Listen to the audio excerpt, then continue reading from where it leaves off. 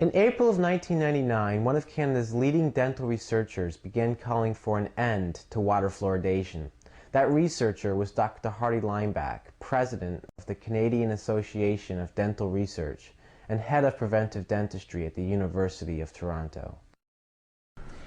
And I guess I'm here in Mississauga because here we have in yourself a practicing dentist, an expert advisor to the Canadian Dental Association, and president of the Canadian Association for Dental Research, and the chairman, head of the Department of Preventive Dentistry at Toronto.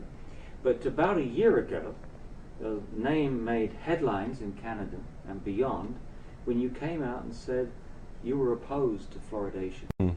What led up to that? Basically, it started in 1992 when I helped a colleague of mine, Chris Clark, who's a public health dentist at University of British Columbia.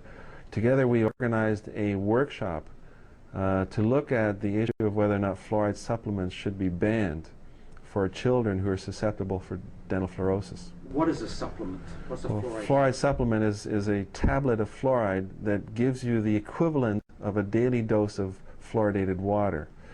It's a dose that we had always assumed was necessary to protect kids in non-fluoridated areas. So this would be a tablet that they would swallow? Yes, or chew and swallow. Chew and swallow, yeah.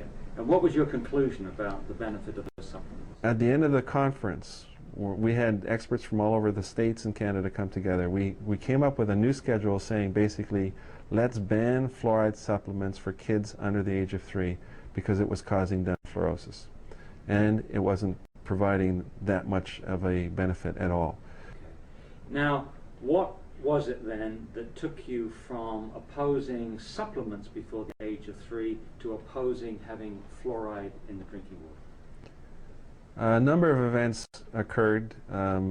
First, I was asked to reorganize another convention or conference on fluoride supplements because the organizations couldn't agree.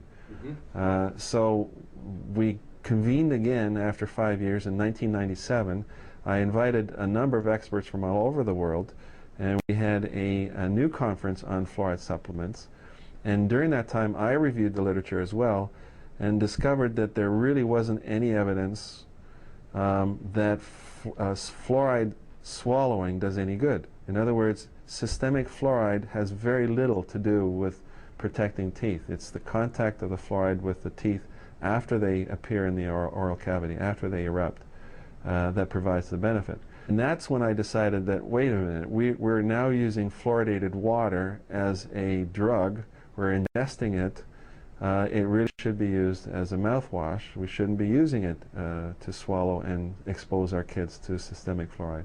Now, how many dental researchers around the world agree with you that the benefits of fluoride are come from applying the fluoride directly to the tooth rather than through the whole body? I would say the majority of dental researchers who are knowledgeable about fluoride, karyology, the mechanisms of how fluoride prevents dental decay, the majority would agree that it's a topical effect.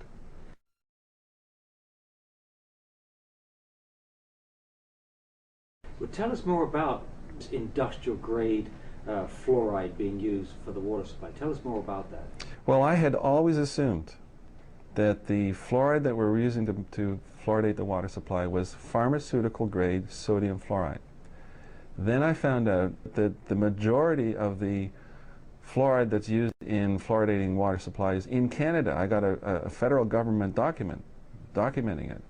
The majority of it is sodium or hydrofluorosilicylic acid or sodium silicates, fluorosilicates, and these are added to the water supply to produce 1 part per million fluoride in the water. They dilute this stuff down to 1 part per million. Apparently this dilutes all the contaminants that are in there down to levels that are allowed by the EPA. George Glasser showed me a list of all the contaminants in one of the articles he wrote, and I could not believe that we were actually dumping lead and arsenic and even radium, which is produced in the process of making this pollutant.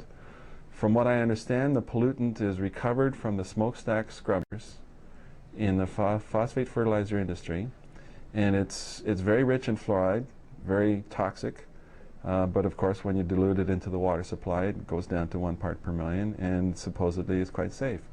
My concern is that we're building up the contaminants in our system. We know that lead accumulates in soft tissues, the brain and bone. We know that actually lead accumulating in teeth make the teeth more susceptible to dental decay.